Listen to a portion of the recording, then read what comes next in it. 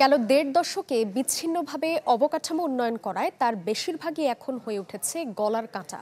Dhaka chamber আয়োজিত অনুষ্ঠানে মন্তব্য করে ব্যবসায়ীরা বলেন, উন্নয়নের নামে অপচয় লুটপাট এখনই বন্ধ করতে হবে।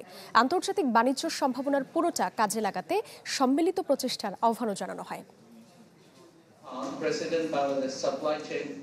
টেকসই প্রবৃদ্ধির জন্য লজিস্টিক্সের গুরুত্ব নিয়ে এই আলোচনা ঢাকা চেম্বারের।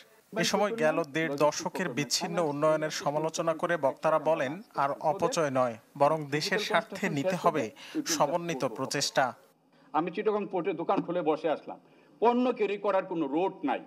আপনি কি করবেন এই লজিস্টিক ফ্যাসিলিটি দিয়ে, মেগা ফ্যাসিলিটি দিয়ে what you are going to do? British আমলে ছিল সবে আর্টস টাইপের নৌকা চালার জন্য। অর্থাৎ প্রকৃতির বিরুদ্ধে অনেক কাজ করেছি, অপরাধ করেছি, crime against nature, crime against humanity আমরা করেছি। Our logistics sector cannot develop in isolation. It requires an integrated approach across road, rail, air, sea, inland waterways. বক্তারা বলেন, প্রতিযোগিতা সক্ষমতা ও রপ্তানি বৈচিত্র্য বাড়াতে বিকল্প নেই পরিবহন সেবার উন্নয়নে।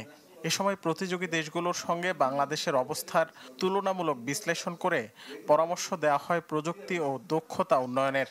গত 20-30 বছর ধরে নেচারটা হয়ে গেছে গ্লোবাল ভ্যালু চেইন। আপনি ভ্যালু চেইনের একটা অংশে, সেটা ফিনিশ প্রোডাক্ট দিয়ে হোক, কম্পোনেন্ট দিয়ে হোক, ইন্টারমিডিয়েট গুডস দিয়ে হোক, সেটা দিয়ে আপনি এক্সপোর্ট করছেন। সেই গ্লোবাল ভ্যালু চেইন পার্টিসিপেশনেও আমরা, আমাদের অ্যাভারেজ হচ্ছে 30-35%।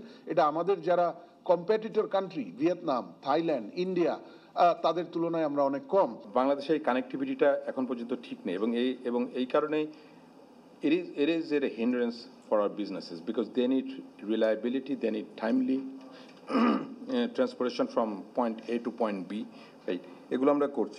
বাণিজ্যে গতি আনতে সব মহলকে ব্যক্তি স্বার্থ ত্যাগ করার আহ্বান জানানো হয় সেমিনারে। রাকিব হোসেন, চ্যানেল 24, ঢাকা।